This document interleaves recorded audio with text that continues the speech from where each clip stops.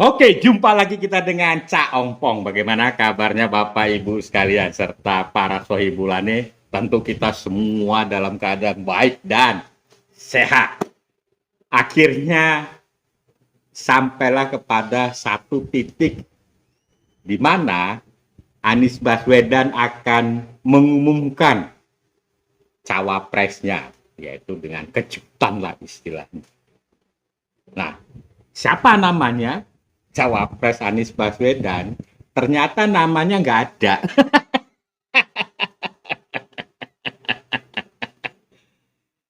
Ketika Surya Paloh mencapreskan seorang Anies, Ceompong itu kaget. Kagetnya di mana? Kagetnya adalah Surya Paloh memberikan tugas untuk menentukan cawapresnya Anies sendiri. Wah, ini luar biasa. Ini privilege yang diberikan sangat-sangat luar biasa. Ya, memang kalau kita coba perhatikan, banyak keanehan pada saat pencapresan seorang Anies. Coba kita lihat pertama. Pertama adalah Anies dicapreskan oleh partai koalisi pemerintah Nasdem, di mana kita ketahui Bang Surya Paloh ini sangat luar biasa dekatnya dengan Megawati maupun Jokowi. Bahkan ya hingga saat ini prestasi Jokowi itu tidak terlepas dari kinerja atau pengaruh dari Surya Paloh Partai Nasdem. Tapi anehnya dicapreskanlah seorang Anies. Pertanyaannya apakah itu tidak diketahui Jokowi? Menurut Ceompong sangat diketahui. Tapi apa motivasi di balik itu? Itu nanti kita akan bahas di kemudian hari. Yang kedua adalah mengenai cawapres. Ya, ternyata tugas untuk mencari cawapres sendiri ini adalah jebakan. Jebakan banget.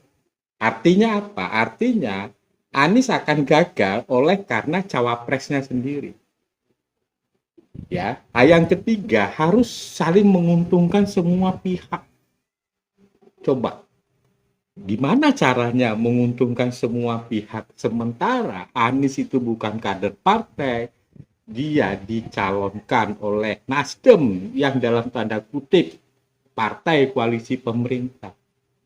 Kecuali ya Anies itu dicalonkan oleh partai oposisi PKS atau Demokrat. Ini dicalonkan oleh Nasdem. Saya pikir ini pasti ada udang di balik batu deh. Ya. Nah, jadi kalau menurut Ceompong ini akan sulit bagi seorang Anies. Terlihatlah ya beberapa hari yang lalu Anies berkunjung ke kediaman SBY yang ada di Pacitan. Ya, ya menurut informasi pembicaraannya lebih dari 2 sampai 3 jam. Apa yang dibahas itu 2 sampai 3 jam? Tentu adalah tarik-menarik antara dicawapreskannya seorang AHY. Bagi Demokrat, AHY itu harus cawapres. Kalau tidak, ya apa gunanya? Demokrat ada di koalisi perubahan, tidak ada gunanya. Tidak ada gunanya. Lebih bagus dia hengkang ke Prabowo. Ya. Nah, setelah dari Pacitan, biasanya seorang Anies itu press release. Kalau itu berhasil, itu beliau bangga sekali bercerita, oh begini, begitu, begini, begitu. Tapi ketika ditanya wartawan, seorang Anies hanya bercerita mengenai galeri yang ada di kediaman SBY yang ada di Pacitan. Jadi apa yang ditanya wartawan mengenai cawapres, jawabannya Anies tidak jelas. Ini tidak biasa-biasanya seorang Anies. Nah, kemudian Anies berkunjung ke Nasdem untuk menemui Surya Paloh. Tentu menyampaikan apa yang disampaikan oleh SBY. Nah, ini tidak ketemu. Ya, kalau kita perhatikan tidak ketemu. Bagi Nasdem mungkin kepinginnya cawapresnya itu bukan dari partai yang ada di koalisi perubahan, dari luar. Tapi bagi Demokrat, AHY itu adalah harga mati. Jadi kalau itu tidak, ya tidak akan jadi.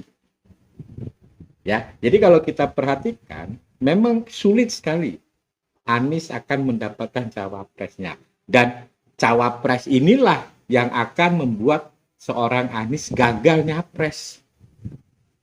Jadi bukan karena Pak Jokowi cawe-cawe atau yang lainnya. Ya seperti dikatakan Mahmud, koalisi perubahan itu hendaknya kompak. Selama tidak kompak, sulit ya sekali bagi Anies untuk bisa nyapres.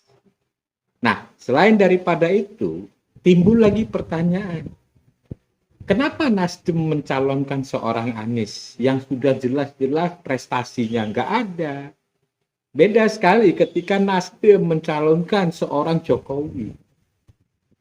Nah, timbul lagi pertanyaan, jangan-jangan ya Nasdem ke Anies mencapreskan seorang Anies ini skenario sebetulnya. Ya, ujung-ujungnya ya koalisi perubahan itu tidak terjadi. Ya, jadi kalau kita melihat Anies akan membuat kejutan dengan mengumumkan bahwa cawapresnya itu bernama nggak ada. Oke, sampai jumpa lagi.